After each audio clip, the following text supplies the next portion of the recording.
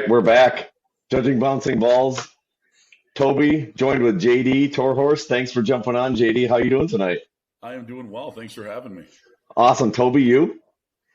Yeah, just I like to give a little update on the pickleball status on Wednesday night. Came out strong. Had a different partner tonight. Thought we were going to run the table. Took an L in the semifinals. Threw us in the losers bracket, and then took an L right away. So my night was done. I got to enjoy watching older men play pickleball, which kind of sounds really perverted and terrible, but that's kind of how my night ended. That's what it is. yeah. This is moving on. Yeah, moving on. So I'm JD. I'm really glad you're here because you're actually going to be perfect for this show. We've talked about a lot of things. I know you're a busy guy, so I'm going to do a quick recap because you probably hadn't got a chance to listen to all of it. But we've talked about a lot of things: youth sports. We've talked about injuries. We've talked about playing surfaces, parents, referees, all kinds of stuff in relation to youth sports. And when we say youth, we kind of mean all the way up through high school. So that's really what we love to chat about. So this is going to be fun to have a medical perspective. JD is a foot and ankle doctor, correct? Yep. So I'm a pediatrist. All right. Yep. Podiatrist. Awesome. So JD, why don't you tell us a little bit about yourself? I've known you for a long time. You're an awesome guy. You're going to be a lot of fun on here. So tell us the 5-minute bio about JD Torhorst that people wouldn't know about you. All right. Well, yeah, I have known Jeremy for a long time. Our kids have played sports together forever. And so I went to school to become a podiatrist. I was going to go to dental school and then spend some time doing some work in the dentistry field, and it didn't really light me up. So I happened to be at a wedding with my second cousin who was a podiatrist in Albuquerque.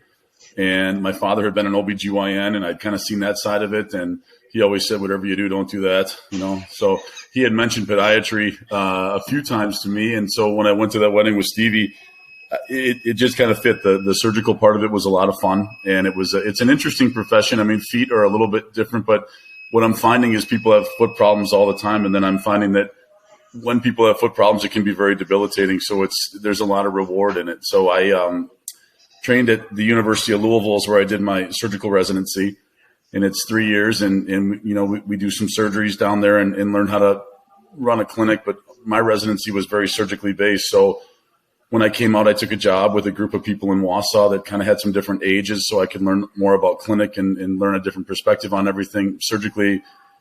I brought a lot of surgery to that group. And then when I switched and took a job with the hospital, I worked in a small hospital down in Wisconsin Rapids, which was great because they didn't have podiatry. I got to know some of the orthopedic guys in town, which was fun. And yeah, it was a great environment, and I got to really kind of take off and do a lot of really neat things. We do a lot of ankle arthroscopy. We do a lot of sports injuries.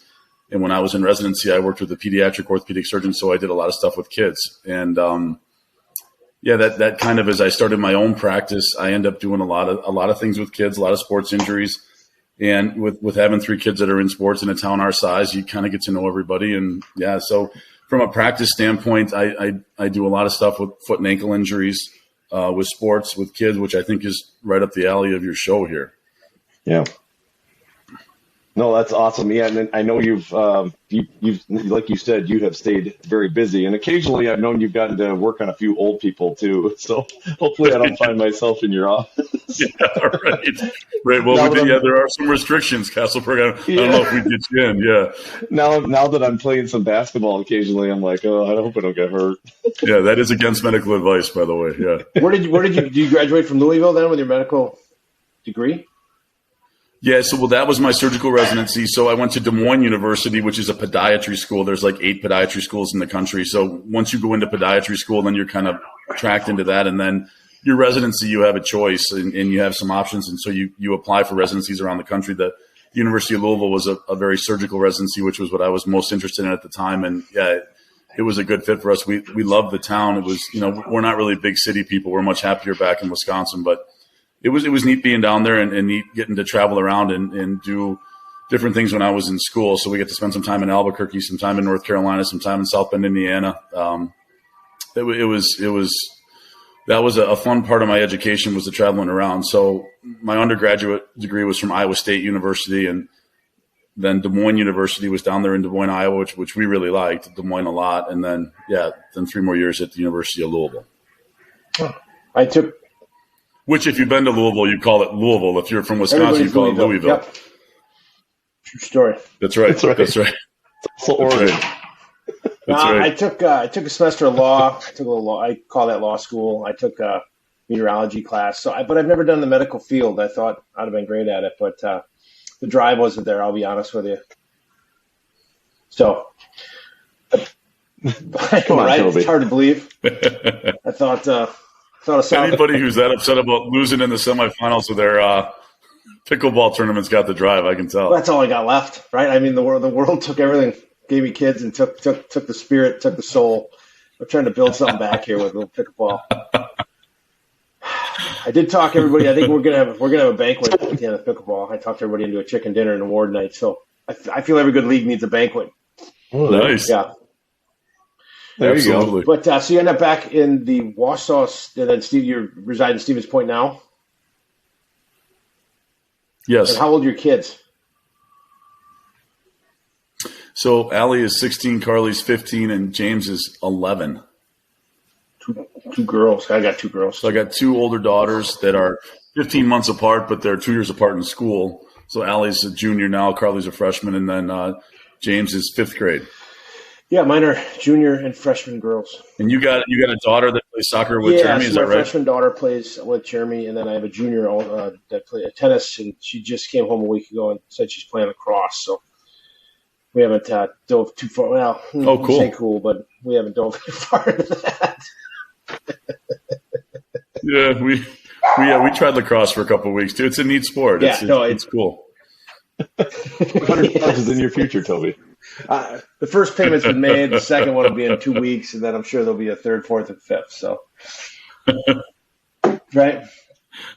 So, what sports then do your daughters and son play? Yeah, so Allie is pretty much down now to 2 sports, which is crazy because she played a lot of stuff for a long time, and then she had a knee injury. She had a patella that kept going out, which is something that I dealt with too. And so she's gotten herself down to where she's just playing volleyball and soccer. She's given up basketball. The girls both play golf and they both play tennis, but they don't really reside with the sports that they're playing in high school. So they probably won't play on the high school team, but we do a lot of that on the side, do a lot of water skiing. Carly's a big volleyball player. She really enjoys that. She didn't play basketball this year, but we'll probably go back to it. And we're trying to talk her into running hurdles. My wife ran hurdles at UW Lacrosse, and yeah, Carly's gotten a little bit taller. She's pretty flexible. She's a little more coordinated. So yeah, we think that might be we're trying to get her to do track. We think that'd be fun. And then the little guy is kind of a football, soccer, hockey kind of kid. So he, for whatever reason, he really wrapped his heart around hockey this year. So he worked real hard and he made the B team, which was a big deal for him. And they're having a lot of fun. He loves it. Yeah, they're all over the place. JD and Carrie, they're all over. They're running constantly, which is good. And JD, it's one of the things I'm sure you guys have talked about, that just how different it is. I don't know exactly how old you guys are. How old are you, Jeremy? I'm 43. Yeah. Okay. So I mean, I'm like 7 years older. I'm going to be 50 this year. Toby, how old are you? Yeah, well, yeah. So you and I, we grew up in the same. Sports are so different, and high school sports are incredibly different from what I remember. I mean, we played everything, and we still felt like we had free time. I mean, Carly's at volleyball practice right now. She gets done at 9:30 in Mosinee. She does that 3 nights a week. It's insane. Wow. So it's the amount of time commitment that these kids have to these sports. I still don't know how I feel about it because I think my kids would be playing a few more sports if they had a little bit more time. Yeah. And I don't know how I feel about them getting pigeonholed into these, these commitments to these sports, but it seems like you almost have to be, if you're to play higher level sports, you got to almost dive in. It's almost year round. I mean, our soccer program is July and November. I think are the 2 months that we truly take off. And maybe December, I guess. But right. I mean, it's a full-time commitment. And if you throw in other sports, it's every night. I mean, and it's we'll get into that on the injury side if that's if that's what we feel is killing things. But yeah, it's crazy. And then you're just driving. I mean, you get done with work and you get your assignment and you hit the road. Yeah, it is. It is. Just being organized enough to get it all done is tough. And yeah, I think of single parent families too, and I'm always fascinated by how they pull it off. And Allie just turned 16, so she's young in her grade, and so yeah, having her drive has been really helpful for us. That's a godsend. Just for getting places. Allie did AAU over in. She did basketball over in Appleton one year, and great experience. Loved her coach, loved her team. But yeah, 3 nights a week in December, January, February, driving over to Appleton, on Tuesdays and Thursdays and Friday. It's tough. I mean, by the time we got the other kids dropped off, we'd get home. It'd be 11:30. And then my kids are nerds. I mean, they're 4-0ers, so they want to study. I mean, Jeremy probably has to deal with Allie. I mean, she's so uptight about her grades. It's unbelievable. I mean, I never even went to school. It's it's a totally different world. I mean, watching these kids who are, she runs home and does her homework, and then Carly will come home tonight from volleyball. You'll probably hear her come in. Well, maybe not, but she'll come in at 10:15, and then she'll go up and study for an hour. I mean, I don't know. These kids, it's amazing the commitment that they have to school and sports. I was not born with that gene. I tried to. It was right. It was a drag me to the end. Well, I wasn't either. Get degrees. I hung on to that since I was early on, and it was all about piece of paper. I can tell you right now, you can go to podiatry school tomorrow if you wanted to. So we'll take you. Yeah. You know what's funny about that? Amelia the other day, she's telling me about her grade that she got, and then she's kind of that way too, like kind of wants to do really well. But she's like, "What was your GPA in high school?" And I'm like 2.89 to 3.0 somewhere. And she's like, "Really?" Yeah. It's like she was mortified. Like, my dad's like an idiot. And I'm like, "Yeah, it wasn't that great." No, I was not a superstar. I think I squeaked by with like a 2.3. Yeah. I had some good test scores that got me where I needed to go. But yeah, Carrie was a total nerd. She got the Herb Cole scholarship. Never got anything but an A her whole life. So I mean, she is such a nerd. I call myself the girls kind of take after her. Yeah, it's like, which is good. Lighten up, right? Get a B, try the C route, but nope, dialed in on A's. Yeah. Yeah. It's tough. Oh, absolutely. I admire the commitment. But it is. School's harder too than it used to be. I mean, from what I'm seeing, I can't get over what these kids are doing. I mean, Allie's taking pre-calc right now and doing all these, classes that apply to college. And I'm fat, and we're lucky that way. Stevens Point Area High School has a fantastic program for that. I can't believe all the things that they offer these kids. It's really very cool. Hey, Jeremy, are you drinking out of a 5-gallon bucket, or what do you have there? Okay, so my Walking Dad mug broke, and this is what I've got. I got water. Yes, and it is huge. I love it. It's massive. I don't have to refill. This I think is like a stein. Isn't this what they would call it in Germany, a stein? Yes. Castleberg's that guy that stands in the back of the pictures too, so he always looks good. He's got this big glass where he looks thinner then. Right, that's right. He's always up to something like that. It's all optics. This, by the way, is a shot glass. Yeah. I read in Vogue magazine one time, turn your shoulders and stick your chin out. It makes you look skinny. So every picture, I turn my shoulders and stick my chin out. So, yeah, helps hide the. Exactly. Yeah. My problem is I can't decide what chin I want to stick out. Yeah. So, JD, did you play sports then through your youth and your high school days? Yeah. So we were big into sports, and back in my day, you could play everything. I mean, we did it all. I mean, I played soccer, played football, played hockey, played tennis, played golf, played basketball. I mean, we could really do it all. I never got into wrestling because it was kind of hard to do that with hockey, but we had a great wrestling program in our high school.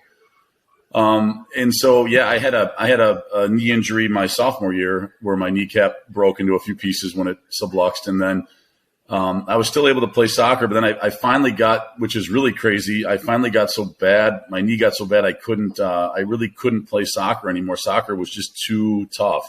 It would just go out too often. And so then I ended up kicking footballs at Iowa State just for a spring, which was really fun, and tried to stay active in sports. But, yeah, as I got into college, then I just kind of drifted away and quit playing. But, yeah, we played a lot of sports growing up, and it was again, I get into this a lot with people. I think that, as a coach too, I love coaching. I love the kids. I love doing that stuff. But I think them playing a bunch of sports when they're young is important. And I think it's hard for these kids. I watch my own children get kind of squeezed into just a few sports. And if you choose, which is too bad. I've seen a lot of kids come through sports, different categories, and like my youngest was in cheer. And I know I've shared this, but you get to a point where you're a junior. These kids have been doing this for, 10 years of their life already, and they're 17, and they quit, and it's just I get they get burned out. But man, as a parent, you see the money and the time and the travel that you've put into. I don't know what we're going for, right? Like, if it's scholarships are big. I have no idea. Like, that's not our end goal in our house, right? Well, it is, but we're going to say it's not. Right?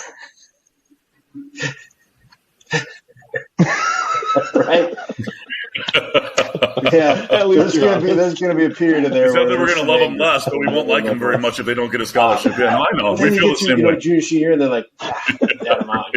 I just spent your college money on getting you here. Now you're going to go drink beer in a cornfield. I mean, I'm going to be honest. That's kind of what we did, but I don't think kids. But it's and you kind of just get taken for a ride, right? I mean, you drive. Me and Jeremy sit at practices all summer, and you sit there and you stare at a field, and then you get in your car and you drive all the way home. Mm-hmm.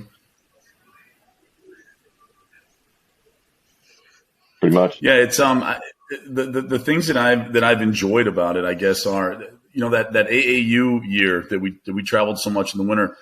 That is time with your kid without their phone, though, and so I found that as I coached more, that was time with my kids where I had their undivided attention, and you get to know their friends and you get to know who they're hanging around with, and so yeah, it's a lot of time commitment, but it's a different kind of interaction with your children though too. I think so. Yeah. Now that Allie's driving, it's funny. She just takes off and goes to her stuff, and then we watch her play. It's a totally different experience than when she used to be in the car with us. And you talk to her before the game, you talk to her after the game. My rule was always you cry in the car on the way home. You don't cry on the field. And she was always she handed her trophy back at PCYS one year. I don't know if I ever told you that story, Jeremy. No, you didn't. So we just got waxed by everybody. They were terrible. Allie's team didn't really have a year. That's why she played in Rapids, because there was no girls her age to play with. And they just got cleaned up one year. Didn't win a game, And it was right when she started trying to play goalie. She kind of had bad ankles and she had a hard time running in the field. And, yeah, they gave her the trophy and she just gave it back and said, I'll get one of these next year if we can win a game. And so you kind of hate to see that, but you kind of were like, you know what?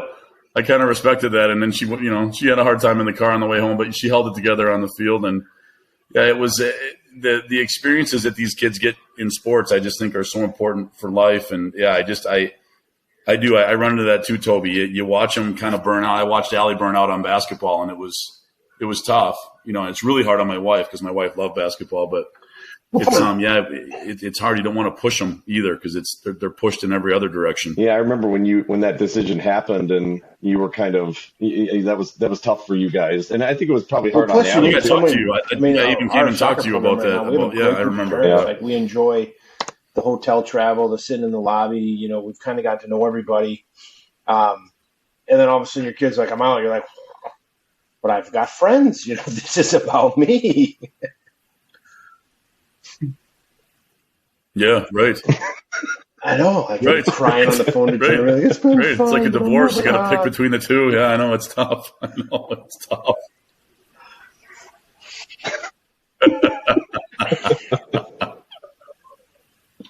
So, JD, I wanted to ask you about the you just touched on the multi-sport thing. From a medical perspective, like we've theorized about the multi-sport, why it's a good thing. From medical professional, like why is it such a good thing? Explain it to people and to us like we're third graders, so we can understand. It's tough, and again, I'm just a pediatrist, so yeah, I'm limited in my overall knowledge of everything. But I will tell you this: the example that I use is it's so different between sports, and I think some sports get it and some sports don't. And we'll touch into what you did with the football program, Jeremy. I mean, I sing your praises all the time, bringing that ultimate flag with the helmets. And we can talk about that a little bit. And you heard what I said at the football board meeting the other night. I mean, I really believe that helps those children. But one of my examples that I've realized recently is, baseball players are only allowed to pitch X amount of pitches in a game or a week, or they limit them. Right. Yet these girls will go to volleyball practice 3 days a week, and they will swing over their head for 3 hours at a volleyball. And I'll tell you, the number of girls who have shoulder injuries on that volleyball team is unbelievable to me. And so I think maybe that repetitive motion in certain sports that then used to only be a couple times a year, and now it's all year long. Who knows? That might be a problem for people. Maybe you're not developing other muscles. You're not doing other things. It's like that first time you water ski every year. That's a different group of muscles that you don't use in any other sports. So, it brings me into the conversation that you and I have had, Jeremy, and that I try to have with some of the football teams, and that I have anytime I coach any of these kids. Having the appropriate warm-up and the appropriate muscle strength conditioning, and maybe using some bands, working on your hamstrings and your glutes and your calves instead of just working on your quads all the time, for these ACL girls and these girls who have knee injuries. I think that if you're going to isolate yourself into one or two sports, I think it's really important that you have an appropriate full-body warm-up and workout that you participate in while you're playing those sports. I think that's important to me, because I do think it's limiting to these kids who play one or two sports. And let's face it, some of them are they're pegged for one sport by the time they're 12. Yeah. You take a pitcher in softball. I mean, how many pitches has our little friend on our softball team? We got a great. Are we allowed to say people's names in this show? I don't know. Yeah, just use first name. It's fine. Yeah, so Allie's got a little friend that's a great softball pitcher, but I mean, I myself have seen that girl throw 10,000 pitches. And, she does it every day, and she's been doing it since she was 11.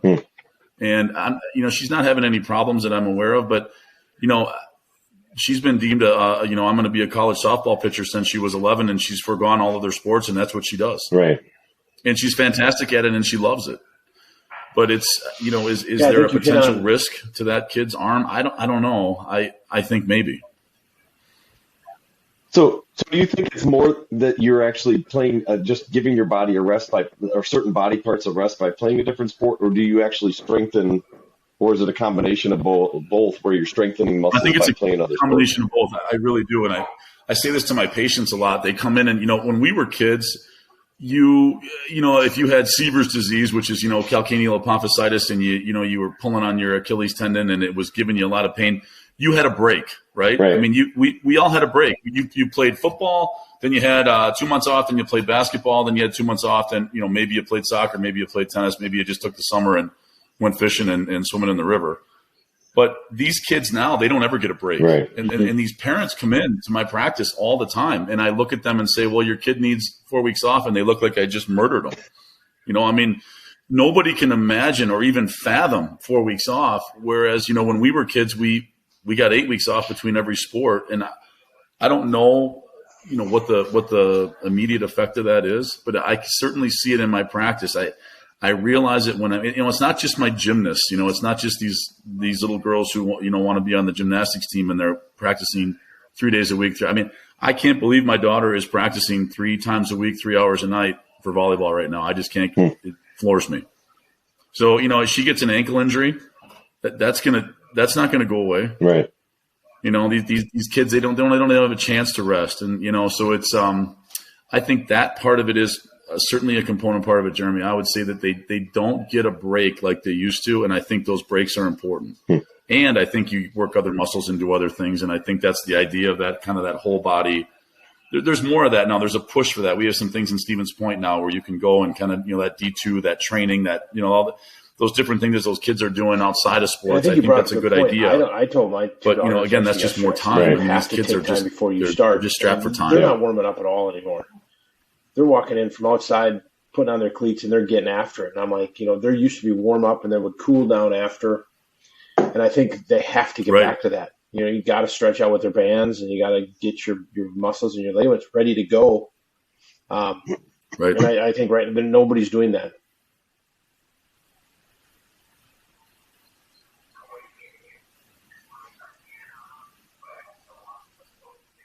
I agree with you. I think that's something that, and every time I coach, I really push it. I mean, I really, really push that with my kids, and you can see that no one's doing it because these kids look at you like you're nuts.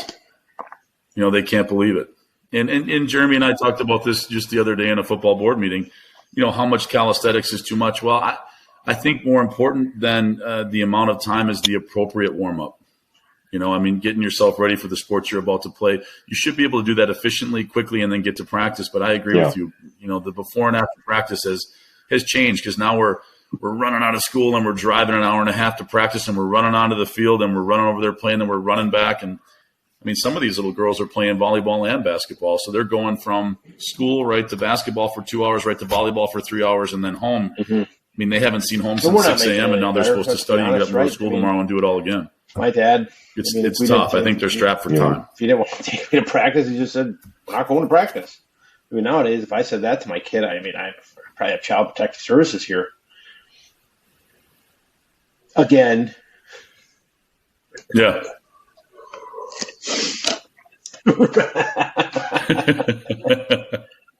Okay. Yeah. Yeah. They can't be at Jeremy's every night. Yeah. Yeah. I'll tell you what.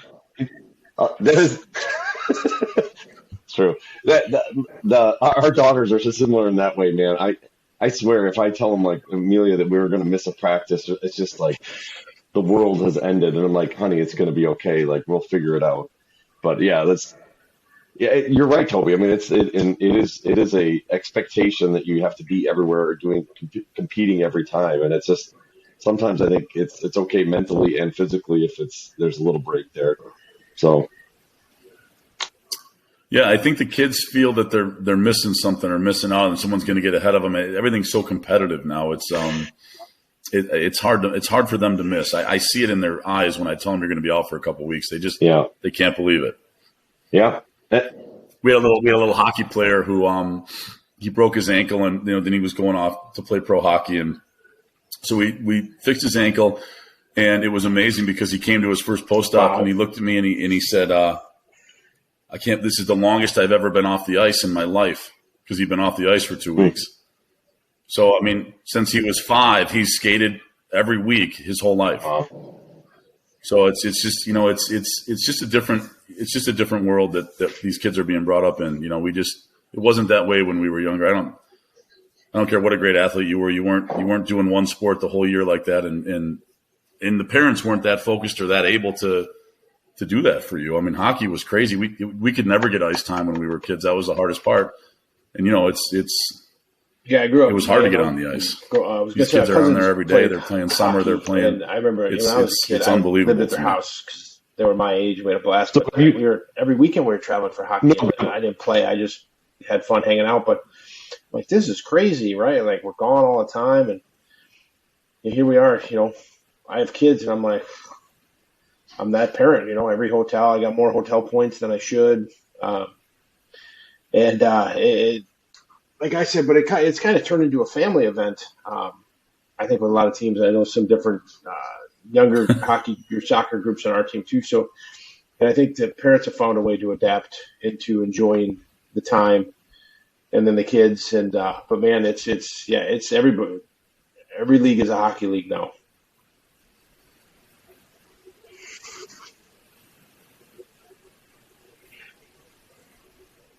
Yeah, now we're all crazy.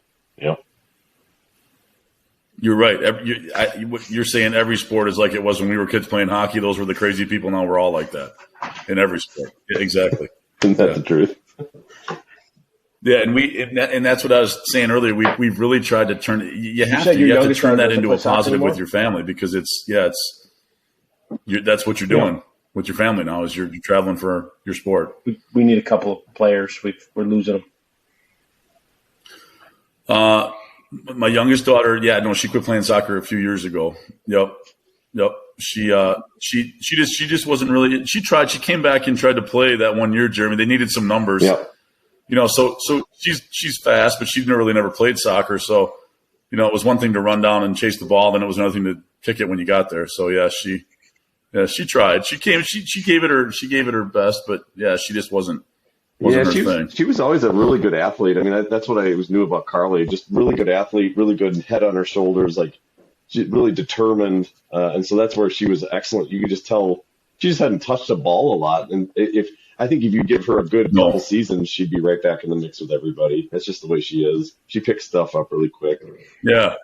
Yeah, Carrie's trying to talk her into playing. Well, Allie's trying to, Allie's been rounding up people to play soccer. She's talking to everybody in this, she's afraid we need numbers, So, yeah, but it's, I got, no, two daughters who couldn't be more different. I mean, they were raised in the same house. You'd think they were raised miles apart. I mean, Allie's all emotion all the time, intense, ready to rock and roll. I mean, Carly could be sitting there shooting the free throw to win the game at the end. You wouldn't even know you'd think she's warming up. I mean, she's just stoic. So it's been really fun watching them both play their sports, and it's fun watching Carly play volleyball. She's just very focused and she really enjoys it. And then Carly's a great golfer, so she really likes golf too. That's kind of been a fun sport for us, and that's good time with your kids too. Yeah. That's outdoors. That's isolated time with your children. I always thought that was a great sport.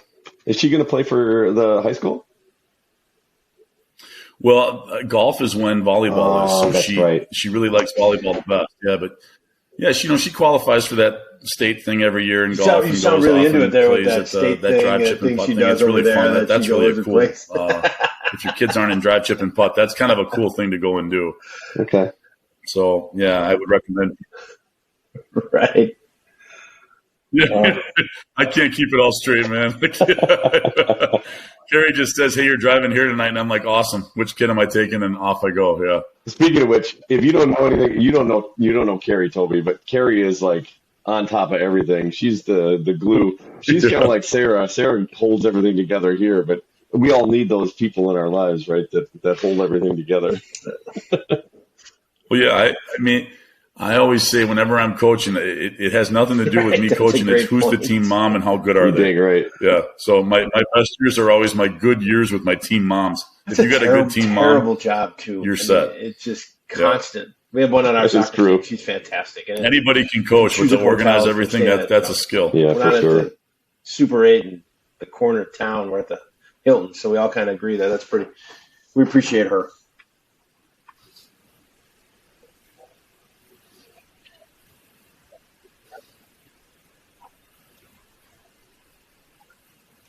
Yes, exactly. Right.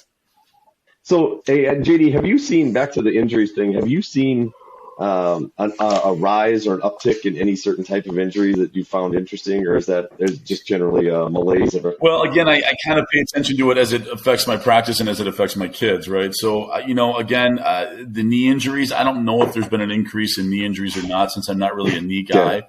But, you're kind of at that age now where those kids have those knee injuries, that this is the age when those girls have those basketball and soccer injuries. And so, I've had one come through my household, and I do talk a lot about the none of my kids played baseball or softball or t-ball. And after t-ball, we were done. But and I always, there were just too many sports, and that was just the one we didn't get into. But the shoulder injuries in volleyball, I'm interested in. I'm fascinated by recently. That's something that I've really noticed. And again, I guess I talked to a friend of mine whose son is a pitcher, and they're so diligent about limiting how many times he pitches the ball. And we had a kid in our high school who signed right out of high school and then went to play and then, tore out his elbow and then never ended up playing in the major leagues.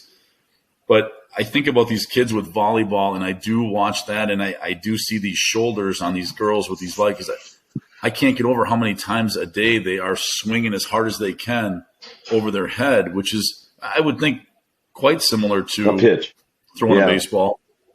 And so people are so worried about these. And again, I think those are the kinds of things that I don't know. I don't know that I'm right or wrong, but that is one thing that I have really keyed into recently, because both my daughters are playing volleyball. And I watch them, and every game they play, they warm up for 20 minutes before each game. So if they go to a tournament, they got 4 games that day, and they warm up for 20 minutes, and they're swinging the whole time with their over. And then they're playing, they're swinging, and then they go to practice for 3 hours a night, and they're swinging. I guess that's one thing that I've noticed. And as I looked at the volleyball team, a lot of those girls have shoulder injuries, and my younger of my 2 daughters is talking about her shoulder already. So that's not really in my world. I guess in my world, I haven't really noticed an uptake in anything.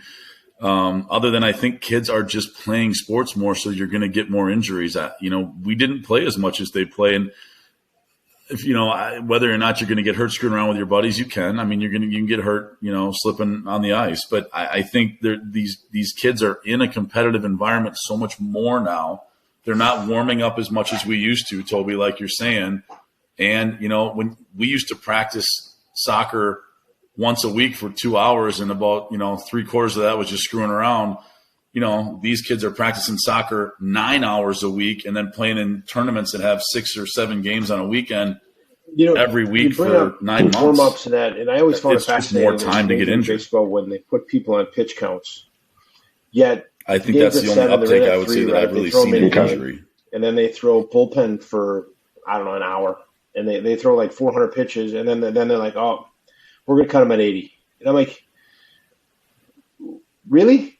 And I think you're correct on these, because I've coached a lot of youth baseball in my day, and you warm up a pitcher, he might throw 30 pitches, and then the league is worried that if he throws over 32, he can't pitch for the if you play on Tuesday, he can't pitch Thursday, and I'm like, he's into it for 65. I mean, like, are we like? I appreciate the rules to try to save kids, but these kids are throwing every day at home. We're all told to get your kid out in the backyard, so we're having them, sitting on a bucket, and they're whipping to us, and I've never once counted anything.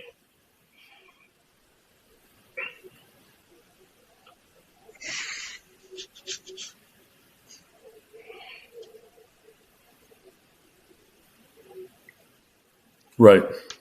You mentioned that that's been my only thing I've noticed is I'm keen into this shoulder stuff with these girls in this volleyball. It just fascinates me how many times they swing at that ball. Causing these injuries? In a given week.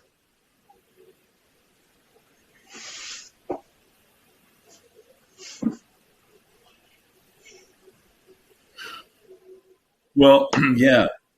I don't know enough about shoulders to talk intelligently about that, but I can tell you in the ankles, I mean, one of the things that, training at the university with, a pediatric orthopedic surgeon and spending as much time as I did with her, the growth plate injuries that these girls have, as their growth plates begin to close and then they get growth plate injuries that get missed because they don't show up on an x-ray and it's just treated as an ankle sprain, and then they end up with a growth arrest and they have a short fibula and then an unstable ankle. Again, I think that those types of injuries at that particular age, that's why you see those girls with those ankle injuries. I think that they've had injuries when they're younger. I think, if I had to give you one thing that I would like to send your viewers is, if your son or daughter has an ankle injury, go in and see an orthopedic surgeon or a foot and ankle expert who can take an x-ray and push on the growth plates and make sure that everything's okay. Because it might not just be a sprain. It might be a growth plate fracture, and I see it every week in my practice. Every time. I mean, almost every time these girls or their parents are able to say, "Oh, you know what? Yeah, she had a really bad ankle sprain when she was 12, when she was 11, and yeah, we put her in an ACE wrap for a week, and then we got her a brace, and she went back out and played." That would be one age-specific thing that I would say. I don't know enough about shoulders and about the development of these girls. And, growth plates close faster or at an earlier age in girls than they do in boys. And, we see that with Seaver's disease, which is, that calcaneal apophysitis, which is your Achilles tendon pulls on your growth plate of your calcaneus. And kids get that in sports, when they switch over from basketball, something where they're jumping and bouncing a lot. So, I think that these growth plate injuries are one thing that I would love to have people, take the time out of your day to have somebody take a look at your kid when they have an injury, because it might be something that is requiring a month off, and everybody thinks that's crazy in today's world. Hey, including their coaches. The coaches aren't. The coaches aren't going to, sit their kid out for a month. They're going to think that's nuts. But, if you've got that type of injury and you need to be offloaded, casted, or booted for a month and be off the field, I mean, that's where a doctor's note comes in. And that's where it just kind of, and then again, Toby, you get into some of that other stuff. It's a terrible thing to say, but it's true. you're so invested in all of this that when your kid gets hurt, your mind is sometimes clouded by what you've put into the situation you've gotten yourself into. So it's very hard to walk away. And it was hard with my oldest daughter. I mean, she was getting recruited and people were talking to her already when she was really young because she was tall and she was good. And then she gets injured and you want to push her back out there. You can't believe it. I mean, she sat out of sports for a year while her knee healed. And you'll hear this with these ACL injuries. You won't believe how long these little soccer players are going to be out. You won't believe it. Yeah, that's what I'm hearing. They're not going to miss soccer months. Season. They're going to miss soccer season right? And volleyball season, and they're going to come back in basketball season, and they're going to have a little bit of trouble. It's a long recovery. But I'll tell you, my daughter, I mean, we were lucky. We kept her up. You got to hand it to her. I mean, she drove to Green Bay twice a week and we drove her, I guess, but Carrie drove her. But yeah, we took her over to Green Bay and she did her exercises and did her PT and came back stronger than ever. And she hit the court and was good to go. But you were nervous, right? It was, she missed a full year and season. Is that a big issue? Was that a big issue? Maybe part of the reason she got out of that right mindset where she can plant and go?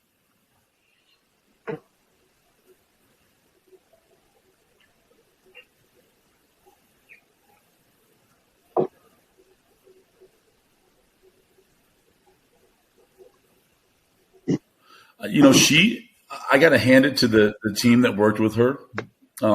She was ready. I mean, I couldn't believe it, but when she went out there and she returned to soccer and she was on that state soccer team, Jeremy, where they, I don't know exactly what you call it, but so she went down to St. Louis and played against the other states. And so, I was a wreck, but no, she said she felt fine. And then I made sure I went to her first volleyball. She had never gotten to play volleyball because, she had actually broken her fifth metatarsal and then, had an ankle injury and then her knee. And so the first time she ever played volleyball was, when she went out there and played volleyball as a junior.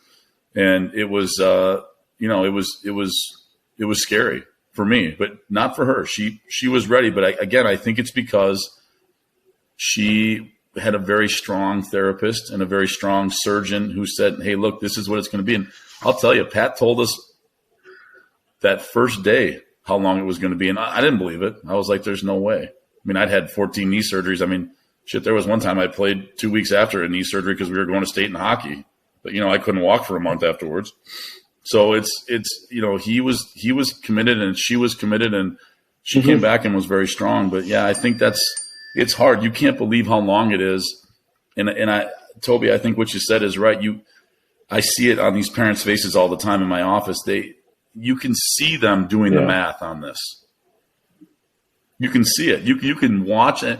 Nobody, at the end of the day, nobody wants their kid to be hurt or put their kid at risk. But soccer team it's pretty hard to look at that investment that you made if you want to look at it as time or money or both and just say, we're not doing it for a year. Yeah, it's hard to understand. Fantastic with the Packers, but I just appreciate him being, I'm sure, straightforward. But, yeah, you always think your first thing is you're worried about the young lady that tore her knee, and you're like, that's terrible, and you hope the recovery. But you always – it's sad, but you always look at your own kid and like, what if, right? I mean, and now we're seeing a bunch of ACL tears, I think 5 or 6 in the club in the last month and a half. One on the volleyball court, two on a basketball court, one on the soccer field. And you just start to get nervous. And I hadn't thought about an ACL tear yet. Do you think the turf has anything to do with this? Yeah.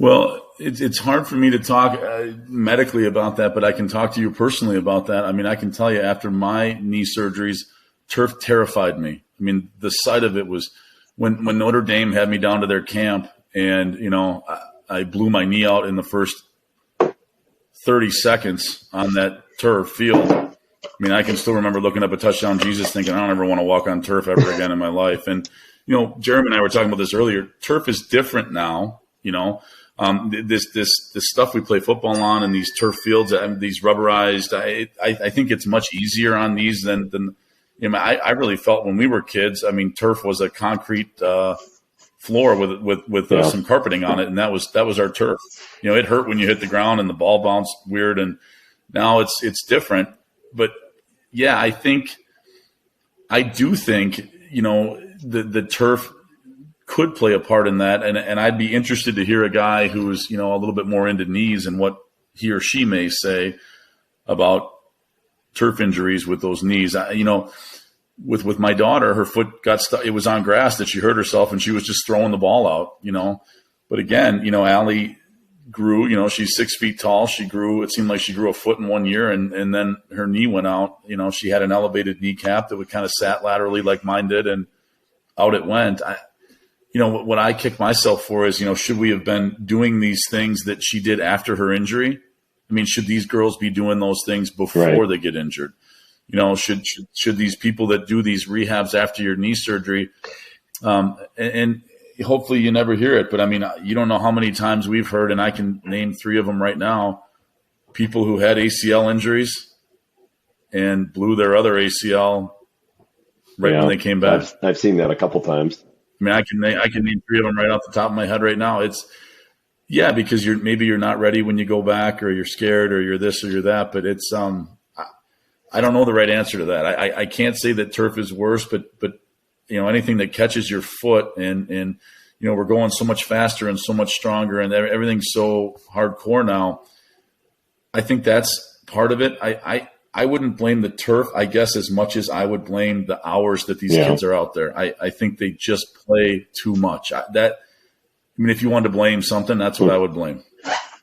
I think they just don't get a rest. They don't get a break, and eventually they're fatigued, and it's a Sunday afternoon, and they've had 4 practices that week, totaling 12 hours a time, and they've had 7 games, and we thought we'd throw in an extra practice because we want to really get ready for next week. And that would be, to me, more of a risk than the turf. I think the turf has come so far in the last 10 years that hopefully the turf is safer now than it was when we were kids. But I think when we were kids, it made a difference. Your foot stuck. I mean, my knee, I couldn't play on turf.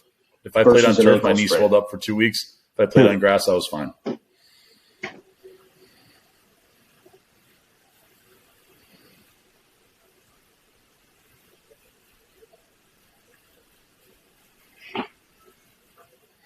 So if you had a syndesmotic injury, so like an injury in the ligaments in the ankle, above the ankle joint that hold the 2 bones together. So syndesmotic injuries get missed. And in my little world, there's been a lot of research in the last several years about fixing those more often. And now they don't necessarily have to put screws across them. They have a thing called a tightrope, which has 2 little buttons and it holds it together. And you don't have to remove the screw. We used to let the screw break and then remove it when they started walking. So there's a lot of theory and a lot of thought that you should fix those more now, or that they should be caught. But again, a lot of that comes into exactly what I was telling you earlier. When you have this ankle sprain, it might not just be an ankle sprain. It might not be an ATF ligament. 95% of them probably are, but it might not be. It might be. And then the mechanism of injury. How did you twist your ankle? Well, potentially the trainer might not know that. The high school kid who's taping people up and taking care of them might not know to look at that, might not know to talk to and everything's on tape now. So one of the things I do with all my patients is I say, do you have video of your injury? I just did this with one of our friends last week, Jeremy, who we both know. I just said, do you have this on tape? Everybody's got everything on tape. Yeah. So the way your injury occurs can tell you a lot about the damage that may or may not have happened, and how the energy of your fracture or your tear goes through your ankle ligaments or your bones. And so these high ankle sprains that you hear about, it's the ligaments in between the 2 bones, and they're affected by your entire ankle and the injury. And this is where seeing somebody who may know a little bit more about it is wise. And doctors these days rely heavily on testing that maybe they didn't used to, but you get an x-ray, you make it sure it's not broken, but then if you do this for a living, you kind of have a suspicion by the mechanism of injury and by how the patient looks, what their ecchymosis is like, what their swelling's like, what their pain is like. yeah, maybe you get an MRI and find out if they've got that high ankle sprain or that tear that needs a different type of treatment than, hey, let's put an ACE wrap on this and Right. you'll be good to go next week. So again, if I could leave you with anything today, it's the same thing that I leave anytime I talk to people or anytime I'm coaching or at a board Some of meeting. the terms you're using, Take your kid in and have somebody take a look at this who does this for a living. College Nice. with some Carilla. No, I would agree with that as well. It's best to get as much information as you can, And if especially you go to when law you're school, dealing the with, chicks, with injuries. Man, I'd be at the bar and be like,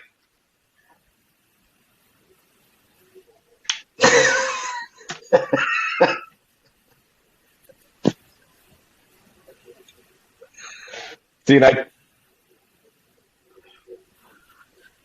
I mean, like I say, brother, nothing's as hard as picking up girls when you're the kicker on the football team. You get nothing. It's worse than nothing. Yeah, I just put my little shirt. I used to wear my Iowa State shirt thinking it was going to work out. Yeah, as soon as they found out you were the kicker, they even went and told their friends, "Don't talk to that guy at part-time." Oh my God, I am going to be the hit. And some girls like didn't no matter how many words you knew. And I felt so bad for myself. So I feel your pain, brother. I left, but it was embarrassing. But I get what you're saying. But the terms are great. Cordial, very, very, very. I think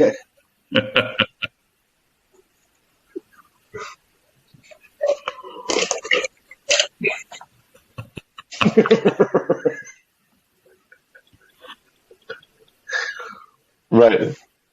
They're all amazing. And I told JD, I said, talk to us like we're third graders because we just got done talking about our GPAs and how they weren't very inflated. I can't help my kids with their math. And they're only like 10. I mean, James was asking me questions today, and I'm like, I don't know. I only went to school for 13 years. I have no idea what you're talking about. They didn't cover algebra in med school. Yeah, I guess not. Not very well. Oh, I just walked on one spring, so I just had just a flavor of it. Yeah, it was cool. It was one of my favorite experiences for sure. Just being around a program like that. Now, we were terrible then. In fact, the only game we won that year was Miami of Ohio, but we ripped the goalpost down and threw them in Lake Laverne. We were happy. But, Nebraska was still mad at us. We had beaten them with field goals a couple years before and ruled their national championship, so they beat us like 77-0 or something. We were not a great team, but it was a neat experience. Yeah. So, JD, obviously you had a little bit of playing experience, but you've also done a lot of youth coaching.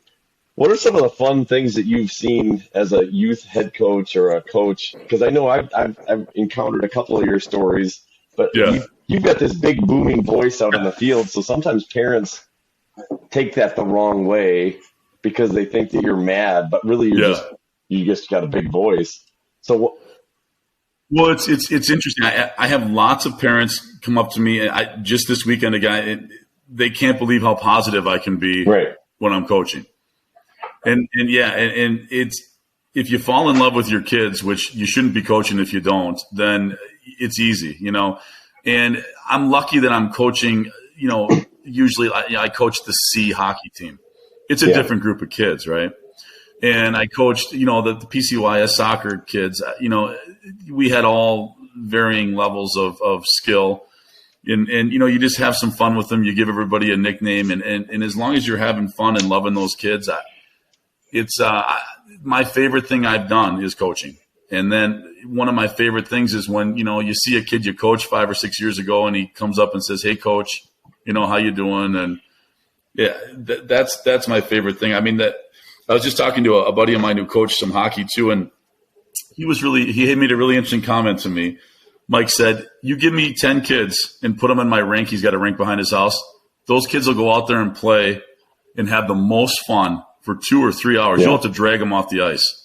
But you put their parents around that rink and have them watch, it'll be a total disaster.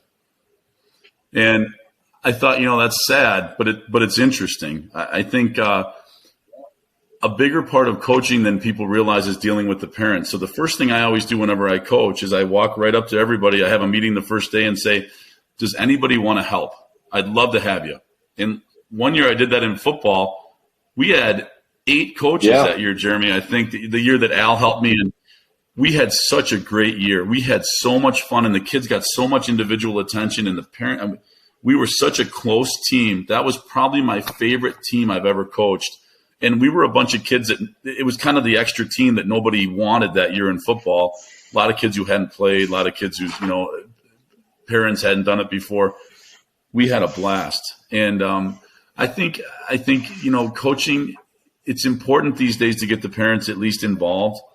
I'm fascinated by all levels of it, but the stories I have about coaching, Jeremy, I don't know. It's just all fun stuff. We just have a blast all the time. And the more fun you have, the more the kids like it. And I think the better it goes. Yeah. Well, you made me think of something this weekend. I had been seeing my son play. I've got a third or second grader, and he's playing basketball right now. And so you made me think of that when you talked about the parents. And if there are some parents listening right now of the grades of maybe, let's say, 3 through 6, please, for the love of God, stop coaching your kid from the parent section. If you want to go, to your point, and help coach, go help coach. But one of the things that's driving me crazy is I'm watching third graders, right? They're just barely understanding basketball and some of the nuances. They still let traveling go. They still let double dribbling go for the most part. Because it's a really basic, primitive basketball. But you got these little guys. So it's like watching the NBA. But they get the ball, right? And instantly you've got 6 parents. Shoot it, dribble, pass. It's just like, shut the F up. Like, these kids don't know what's going on yet. And you got everybody yelling at them. And it's just nonstop yelling, telling them to do this and do that and look for this kid. It's like, he's in 3rd grade. He'll figure it out. It's okay. Yeah. It's just really hard for me because as a parent, I've been on the coaching side like you. And so if I'm coaching, I will say stuff. But if I'm a parent, I don't know. Unless they're older, like when your kids get older, like Allie right now is in high school, that's a time to yell and cheer and stuff. But when they're little, it's really hard for me to cheer. I just sit there and I don't want to confuse them. They already are confused. They don't need me They're already confused, yelling at them to hit the drop step and throw the bounce pass to the cutter, right? They don't know what's going on. So it's like, I don't know. It frustrates me because I think parents are so excited, and I always joke to my wife, you can tell the nervous energy of the parents because they're so nervous that they want their kid to do really well, and I get it.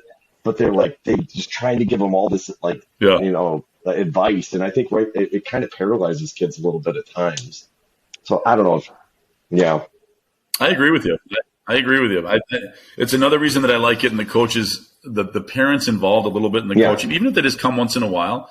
Then they feel like they're part of it, and then and maybe you can coach the parents a little bit at practice, right? You can explain to them that maybe that's not the best play at this time. Maybe just let the kid dribble around and make a mistake. Do what they're doing. Okay. Exactly. You didn't probably see it, but Toby, you saw that video I posted this week. The kid, they shoot the free throw. My son's team shoots the free throw. They miss. The other team grabs it, looks at the hoop, shoots it, misses. The parents freak out because they're shooting on the wrong hoop. Gets it again, shoots it again. Everyone's like, no! The kid grabs it, throws it over his head. You gotta look at the stat line in there. I mean, on the wrong basket, rebounds and 2 points. To me, it was like quintessential quarter. youth sports because he thought he was doing great. He was having fun. He chucked it up over his head. He drained it, and then he's like, "Oh, I hit the wrong."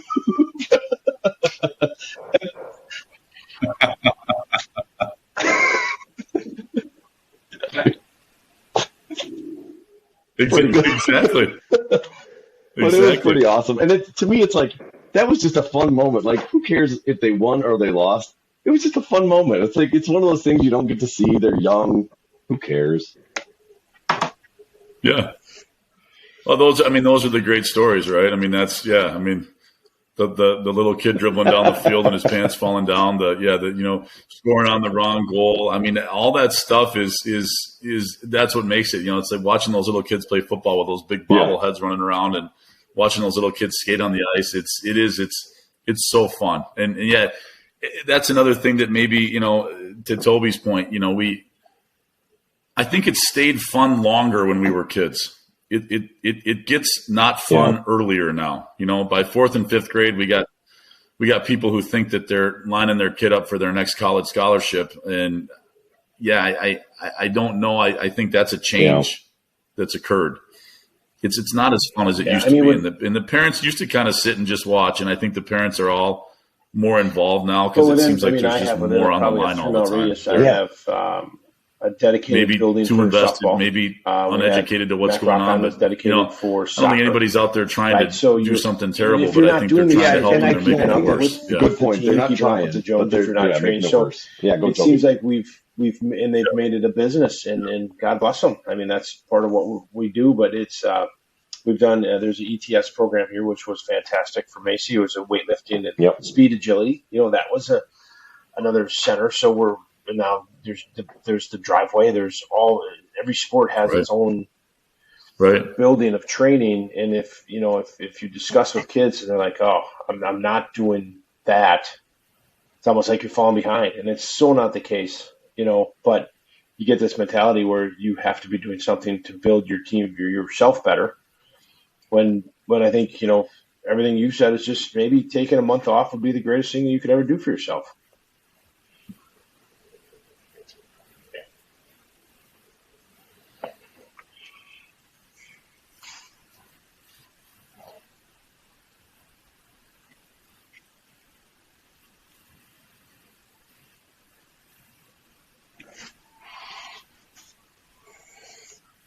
Well, medically, I mean, physically, and then, another thing that I've noticed recently that I don't know if this push will come, but, Toby, you're old enough to remember. Who wrote that book, the psychology book about golf? Remember, it was the first person who wrote that. Anyway, it was a book on the psychological part of golf, and a good walk ruined, and there were a couple of books that came out. They kind of pushed that, and now I'm seeing things. So we played Chippewa Falls in volleyball this year, and without a doubt, that was the most impressive. That might have been the most impressive high school sports team I've seen in any sport. And we were reading through their roster, and they had a team psychiatrist, or I think I forget what they deemed them. But anyway, they had someone working on the mental aspect of the game. And I know there's some people here in town now who are looking at doing that. One of the dads of one of the kids I coached in football this year, he's looking at pairing up with one of these sporting places that you're talking about. And I think that's a huge part of it for these kids too. I think talking to them about how they feel. Do they feel they're getting left behind? Do they feel pressure? Do they feel – you might be surprised to find that there's some 5th and 6th graders who you think should just be having a good time who feel so much pressure that maybe that's negative. Maybe it's hurting them on the field. Maybe it's hurting them on the ice rink. And maybe talking to somebody once in a while, talking to a school counselor, some of these people who specialize in, sport, the mental aspect of sports, I think that would be really appropriate. I think if there's any of that available to your children, I think it's a great idea. And I think some of these high school programs, Jeremy, I think would do themselves really well to do that. One of the volleyball teams over in Green Bay, I know, one of the guys I work with in Wapaka, his daughter, each week the player has a meeting one-on-one with the coach just for 5 minutes about how they think things are going.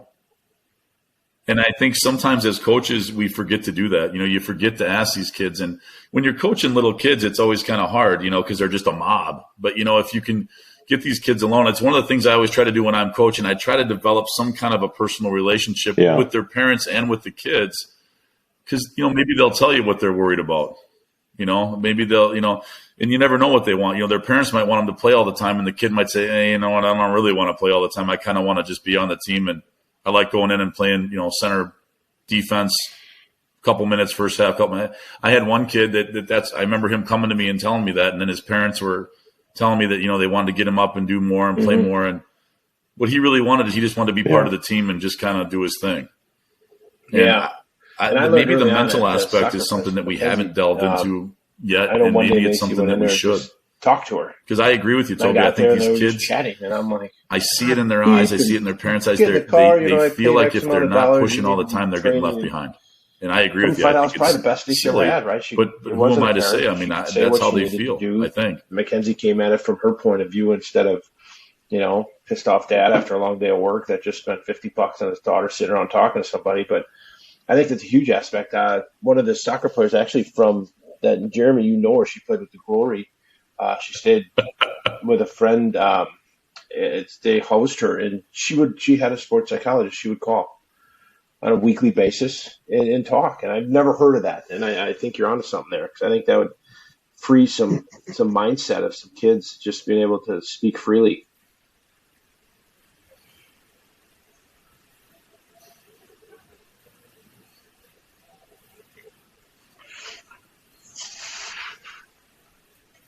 Yeah.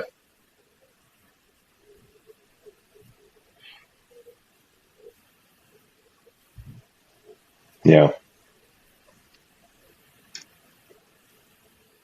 Yeah, and maybe even the whole thing with the parents too, Jeremy. It's tough, right? And I remember when my buddy Mike said that about it was pretty interesting, because I realized he was right. You throw those 10 kids on that hockey team on that rink, they're going to have fun for 3 hours and no one's going to say a thing. But you put their parents out there, they're going to, this parent's going to tell this kid to do this, and you got to get ahead of this kid and this. I don't know what you do with that. That's great advice to, have them not scream at the kids when they're in third grade. But right. Yeah, when is that transition, Jeremy? And I don't know. And how do they show compassion and show concern? Again, it kind of goes back to what we talked about earlier. I love that time in the car coming home with my kid. It's my favorite thing. I don't say anything when I get in the car, ever. I always let them talk first. And sometimes they don't talk the whole way home. It's a bad day. Maybe they just sit. But I'll tell you, that's the most honest moment I have with my children, is they're getting done with their sports. They got their stuff thrown in the back of the car. We're heading home. And, yeah, that's when I really hear how they feel about their team, how they feel about their day, how they feel about their practice, how they feel about their sport. I mean, that was kind of how Allie quit playing basketball. I mean, she just one day said, I don't know that I really want to go do that anymore. I'm scared out there. I'm nervous. I love volleyball. I love soccer. I think I just want to be done. Yeah. No. And, yeah, Toby, it's tough, 100%. Right? I mean, my wife, I think my wife stormed off and went in the bedroom and cried for an hour, But it's, I think I think there should be more talking to these kids, and I think the mental aspect is something I'd love to see stepped up, at least at the high school level, and maybe even further down. I don't know. It's funny. That was the same feeling as Amelia had about basketball too. There's just something about being on the court that made her nervous. And, to this day, Sarah is very disappointed about the fact that she doesn't want to play basketball, because it's just whatever it was. I don't know what it was about being on the basketball court that she just didn't feel good about it. And I don't know if, I don't know what it was. Honestly, I still don't know, because it wasn't necessarily the coaches, because hopefully I was one of them. And then the other was, yeah, I was going to say there was one bad apple. She had different coaches, and that's when she really quit. It wasn't them. They were good. They were fine. Like, Smags was a good coach. There was no issue there. It's just she just didn't like it anymore. She said she always felt this weird pressure to score, and in basketball you have to score a lot. Whereas to me, I looked at it as with soccer, if you scored once, it's like you were a hero. Even if you didn't score, it was kind of okay. But in basketball, if you didn't score and you were playing a lot, it's kind of like, well, what's wrong with you? Right. And so there was this weird pressure.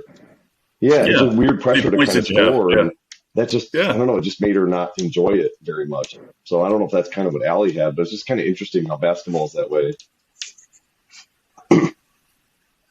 Yeah, she did. Allie just kind of it was not a happy feeling. And then when she plays volleyball, she's happy. So I just said, boy, life's too short not to be happy. So you do what you want to do. And and your daughter too, who was a fantastic basketball player and definitely had a role on that team. I mean, when you needed a steal, you needed a rebound.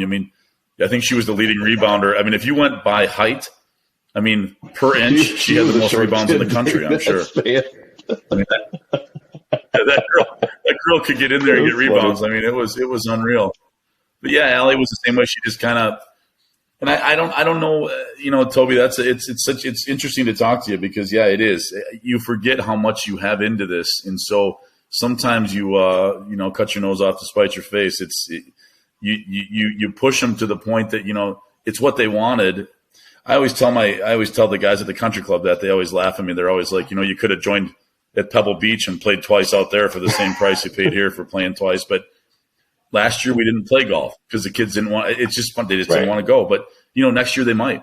And next year Allie might wake up and say, you know Right. what, I want to go play basketball, and Carly might say she wants to try soccer. And I think that's another reason I think you got to talk to your kids. You get going so fast with the world, and you get so roped up in it, and there's no time to sit and talk to them. And Yeah. that's why I love that car time. I mean, I always feel that's just the most honest moment of my kids' day is after soccer practice, because they're tired, they're thinking about other things, and they're just in the car talking. And I don't know. I think it's important to talk to your kids and try to figure out what they want, and maybe help them see what they want, because at that age it's hard for them. They've been told Right. what to do for so long. They don't really know how to make a decision. Getting older too is just letting them have those feelings and express them as they're maturing. But I think I'm not as great at it as I think you said, that you don't stop talk until they do. I've struggled with that, man. I'm not going to sit here and try to BS it. I've struggled with that because Amelia tends to be kind of quiet. Isaac tends to be kind of quiet. So it's like I'm trying to get stuff out of them, like how was it? How you doing? And I always have this, I don't know, I'm a quiet guy too, so I feel like if I sit there, I could sit the entire car ride home and we'll never say anything. And then I'm like, so I'm guilty of it, right? I'm guilty of talking too early, and that's I wish I had the patience you did. But that's good too. You're starting the conversation. That's good. I think it's the conversation that's important. I mean, I just think it's that time you have with them. They unless and now the girls are on their phones and all that stuff. But I just always think that's a good time. You're sitting there with your kid, and whether you started or whether they started, and I got the same thing, Jeremy. I mean, Allie, Allie walks in the car and she's talking, and she's going to talk. I mean, Allie, you've been around her. Carly won't say it. I've ridden home a lot of times with Carly where we don't say a word, but maybe that's good too. It probably isn't bad. I don't know. I don't get as much out of Carly from a conversation standpoint, but when I do, it's gold. I mean, it's interesting to hear her take on things, because I don't hear it every day, and it changes. I mean, it's amazing how it changes. It's amazing to me. The conversation I would have with them about their sports today versus a year ago, it would be completely different. But it's hard for parents, right? Because we feel the same.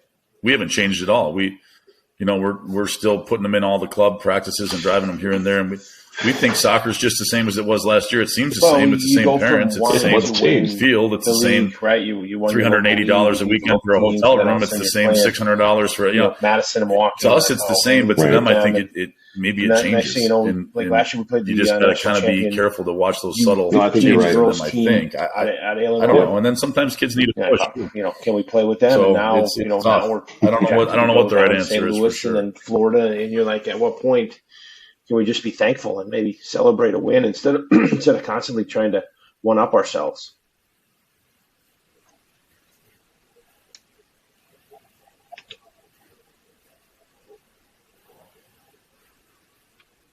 You're dead in the water. Yeah, if you're not getting better, you're getting worse.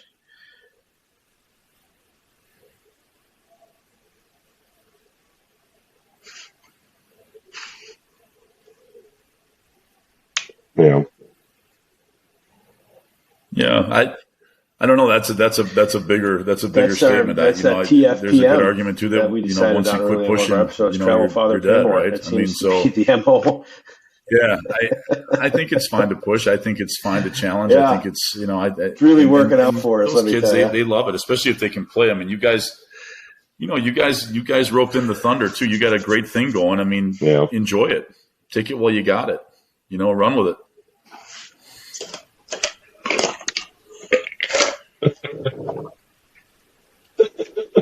It's a good MO. I like that one. I like that one a lot. Cute. Yeah, I don't know. It's funny because I go back to that little football team that I coached, and then I think about my son's. Another one of my favorite teams was my son's C hockey team. So we're this is a big hockey town. We got a couple guys who went pro. Now we got another guy. It's the worst thing that can happen to you as a coach, right? Because now everybody's kid's going to be Joe Pavelski, and if they're not, they're going to be Cole Caulfield. And so it's hard. But when you got the C kids, we went to state, and I'm telling you what. those kids were so fired up to be at the state C hockey tournament, and you'd have thought you were playing for the Super Bowl. TFPM. I mean, they were so excited, and we just qualified for state this year again on the B team, and it's fun. So I think whatever level you're at, I think a challenge is good, and I think if you have to go that far to find your challenge, then you go that far to find your challenge. Agreed. So, what is it? Travel further, pay more. Travel further, pay more. So, Toby, any other questions, or JD, anything you wanted to add on this? Anything that we missed? No, I think it's cool. I'm going to toot your horn a little bit, Jeremy, because I'll tell you, I've been excited watching this youth football thing that you got going over here. I think it's a really cool thing. I think that was really neat to watch you bring that ultimate flag football, which again, you and I think is a great idea. I think it's awesome for those kids to learn how to use their pads, develop their neck muscles, learn how to, I really like it. And the more I thought about that after we had that board meeting, the more I realized I really think you and I are right. I think that having those 2 years of those kids not tackling, but learning football and learning the equipment is important. They do that in hockey. You start with the equipment, then you start checking as you go.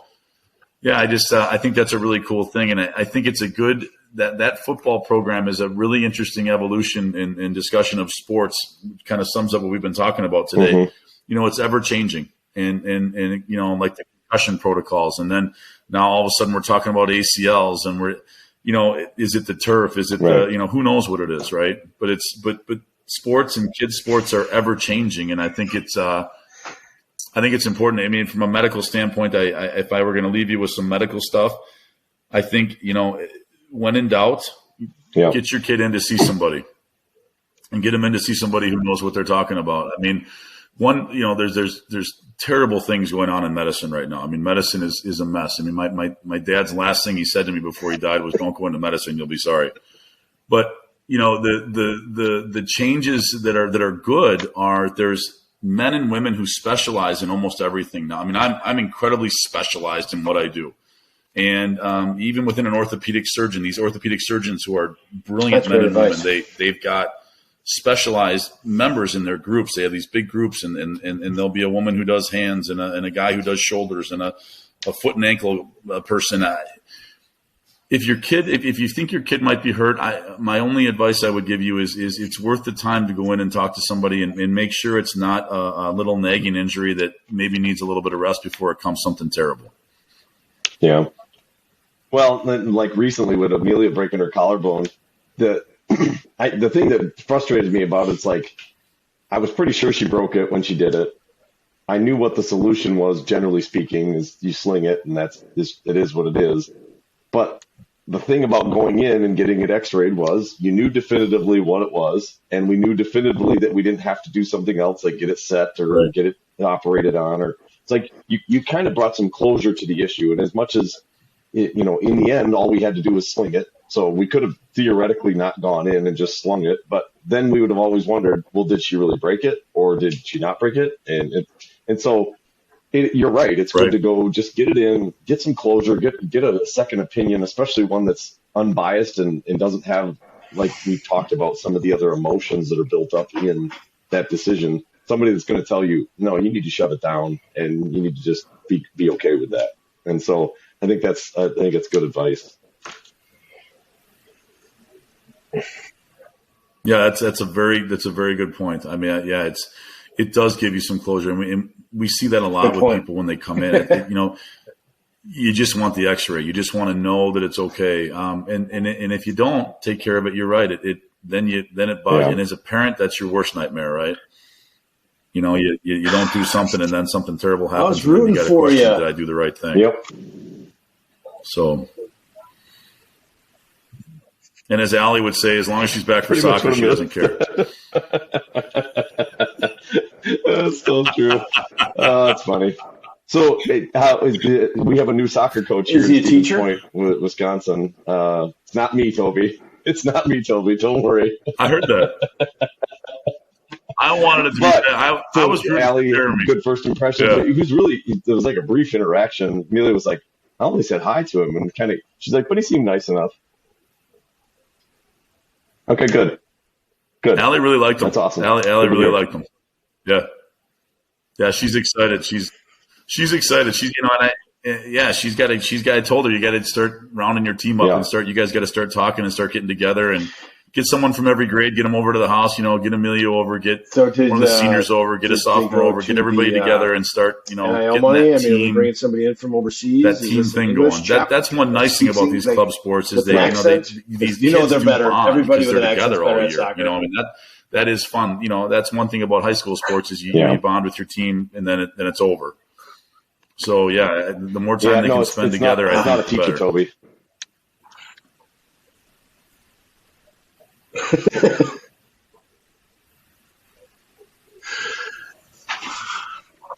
No.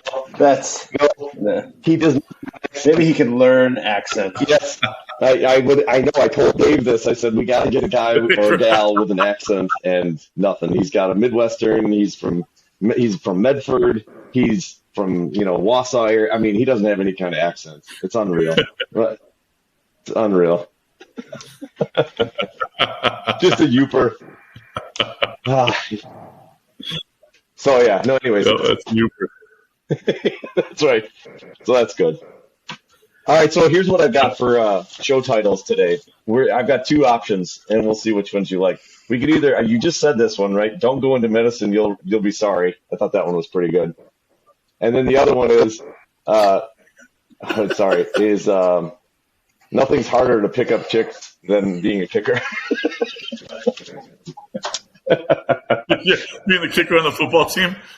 Only a few guys will understand that, but I think it's a good one. You remember the lonesome kicker? Yep. So no, it's so funny. Kicker, I think I mentioned this on the last show, but I'll tell you because you were a kicker. My son Oliver, he's the second grader. He said, "Why?" We were watching the football game. Like, why does everybody hate kickers so much? No, great conversation. I'm like, I don't know, dude. Yeah, he's like, it's a really hard thing to do. And I'm like, yeah, but everybody hates it. Maybe we should all step back. Yeah. They get the league minimum, and no one likes them. That's exactly right. Yep. Tell them to do. Tell them to be a linebacker. All right, so we'll grab one of those. Title. I think that'll be good. Since nobody listens from my pickup, Toby, anything else you want to add? Good. We've taken JD's.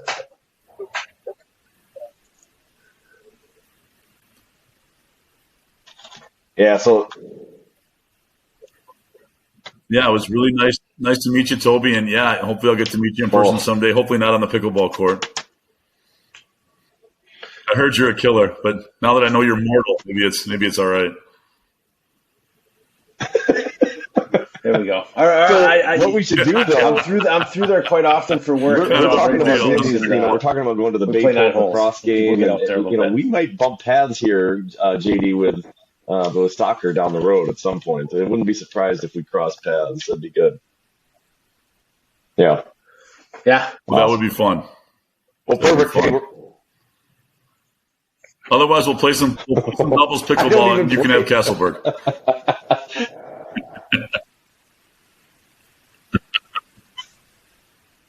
Hey, I like it. Let's do it. All right. All right. Awesome. Well, thanks, everybody. Thanks, JD. Well, thanks, you guys. I appreciate it. I hope I gave you what you wanted. Pause this, and then we just got to wait for it to upload. So just hang on here for a second. Just hang on. Okay.